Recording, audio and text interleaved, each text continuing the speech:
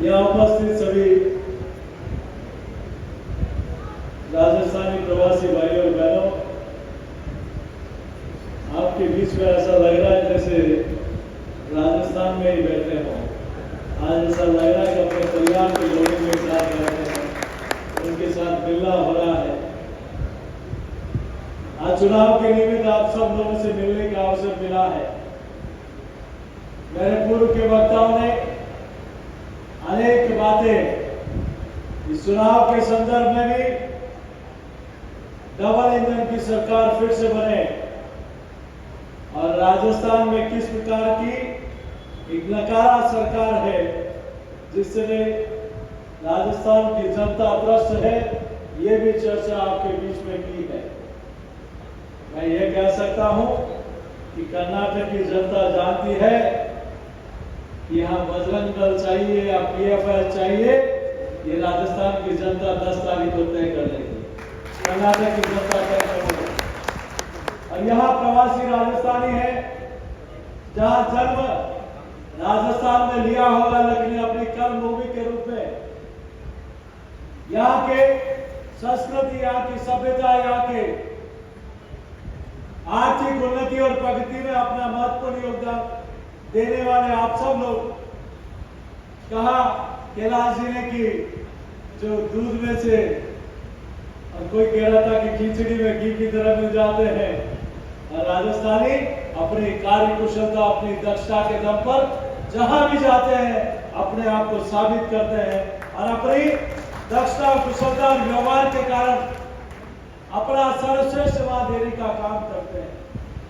और मैं निश्चित कह सकता हूं कि राजस्थानी प्रवासी भाई ये दिखा भी देंगे कि बजरंग बली को छेड़ोगे तो तुष्टीकरण की श्रीलंका में आग लगाने वाला, इस श्रीलंका को डहाने का काम भी करेंगे। जिस श्रीलंका ने, मुझे अच्छी तरह ध्यान है कि ऐसी सरकारें जो राजस्थान में भी है, जिन्होंने कोटा में पीएफआई के एक बड़े कार्यक्रम के लिए जिसमें हजारों लोग सम्मिलित हुए, उसको सरकारी परमिशन दी, लेकिन दुर्भाग्य है कि राजस्थान में हिंदू नववर्ष और रामनवमी और रामदेवरा जाने वाले लोगों के यात्रा पर प्रतिबंध लगाने का दुस्साहस किया। राजस्थान की जनता भी कमर कस के बैठी है कि अब क्या आपने हमारे त्योहारों पर बैन लगाया है, अब कांग्रेस पर ऐसा बैन लगाएंगे कि 50 सालों तक कांग्रेस उठकर खड़ी नहीं होगा। किसने इजाजत दी आपको? अरे हम तो हर धर्म मजहब को भाईचारा प्रेम बनाकर काम करते हैं, लेकिन आप हमारे त्योहारों से इतनी जलन क्यों है?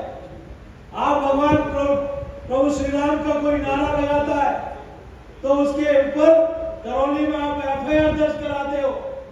अरे जो भगवा पताका लेकर हमारे पुरखों ने मुगलों को परास्त किया, वो भगवा पताका कोई फहराए तो उस पर आपका सरकारी आदेश, इस पर प्रतिबंध लगाया जाता है।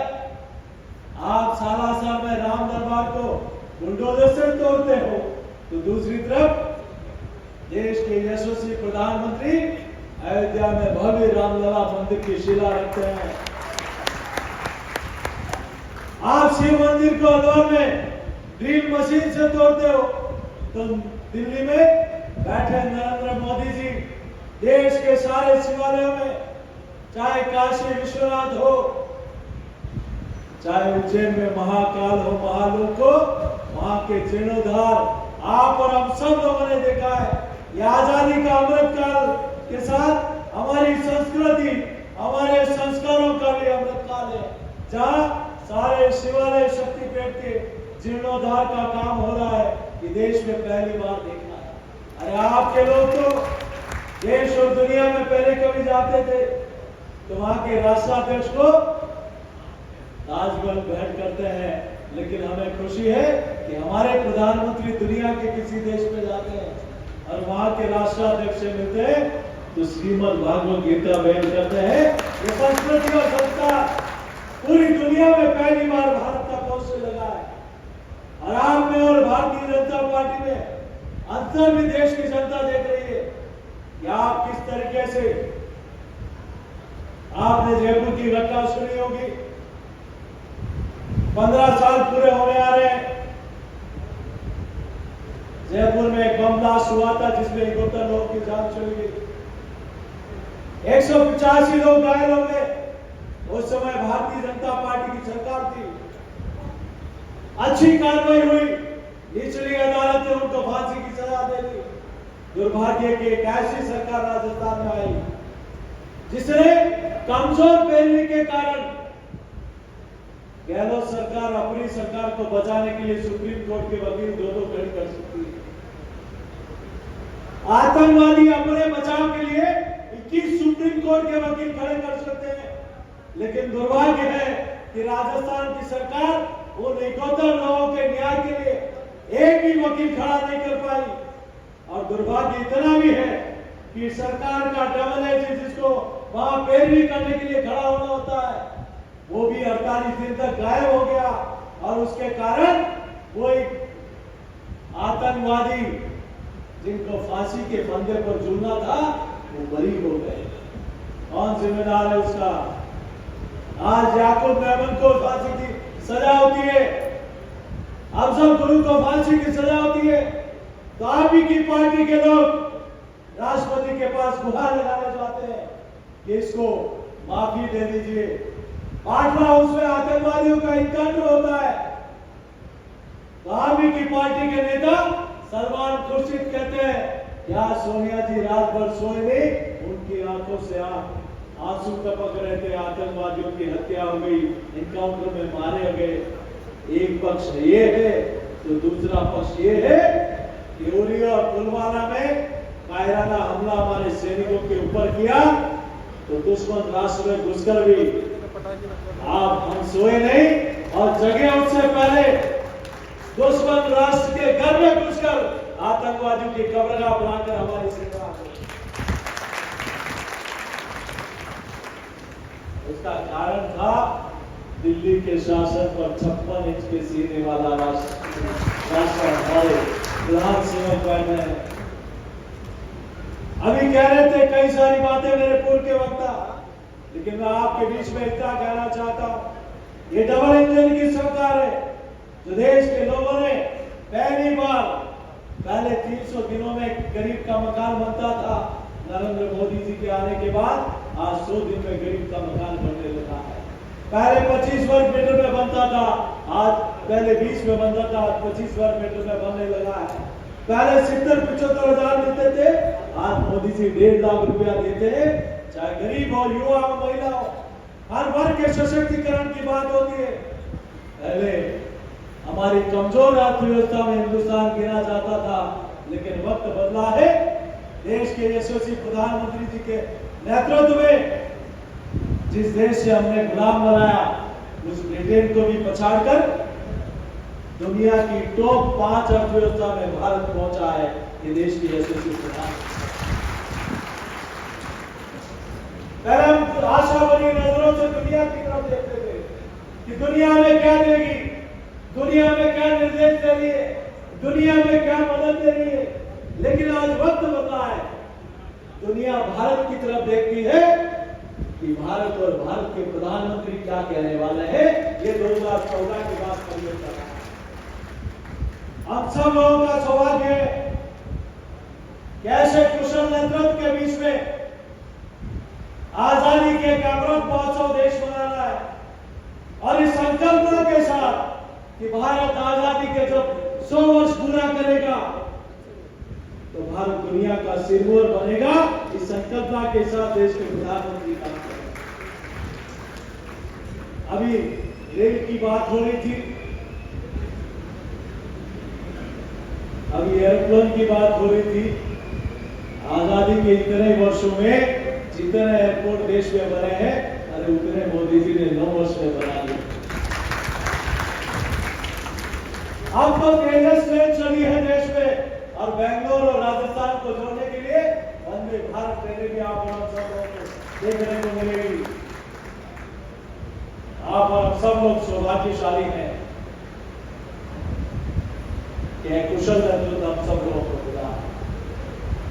जिनकी अगुवाई में भारत दुनिया का सिरमौर बनते हुए आप और हम सब लोग अपनी आंखों से देखेंगे।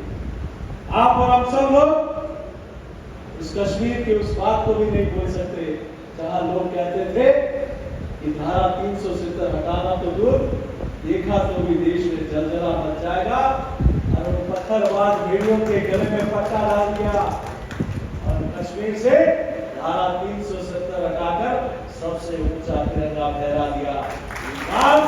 देश के यशस्वी प्रधानमंत्री और हमारे आधुनिक भारत के लोक पुरुष आदरणीय अमित शाह जी के नेतृत्व में आप और सब लोगों ने देखा। मैं आपके बीच में ज्यादा लंबी चौड़ी बात नहीं करते, समय की सीमा है। हम लोग संकल्प लेके जाए कि कर्नाटक में 10 तारीख तक चुनाव, 10 तारीख को चुनाव है, जब तक मतदान नहीं हो आप और हम सब लोग इस संकल्पना के साथ कि कर्नाटक में भी फिर से प्रचंड बहुमत के साथ कमल खिलाना,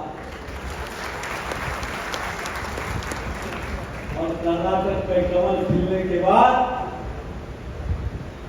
2023 नवंबर में राजस्थान में भी कांग्रेस को हटाना है और राजस्थान में भी कमल खिलाना है।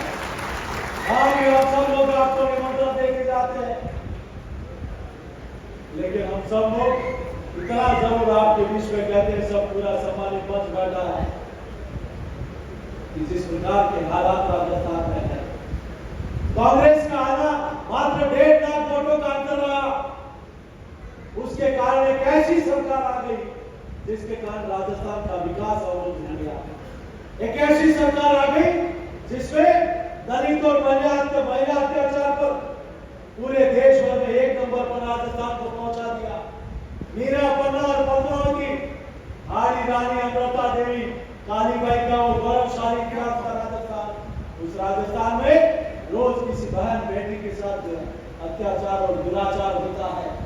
घर में घुसकर एम्बुलेंस में, हॉस्पिटल में, सरकारी कार्यालय में आज वह बहन बेटियां सुरक्षित नहीं है।